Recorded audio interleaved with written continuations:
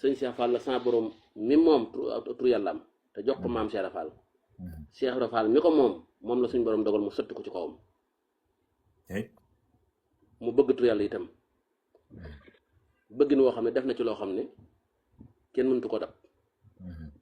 ndax boo déggee fi mu toll nii boo ne woon nan maam Cheikh boo xasee si kërkat yi toog nga leen nañ maam Cheikh dañ lay xoolaat rek nga leen nañ sëñ Moustapha Fall dañ lay xoolaat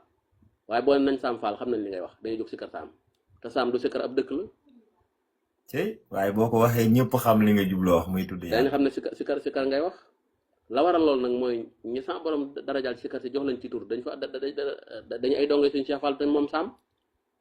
moo tax bu ne herbois Sam ña ñoo xam ne si kër ngay wax. loolu mbirum yàlla la yàllaa ko dool sëñ Sall Baab Góor mosta digle itam ñuy tudd turam ci sikkar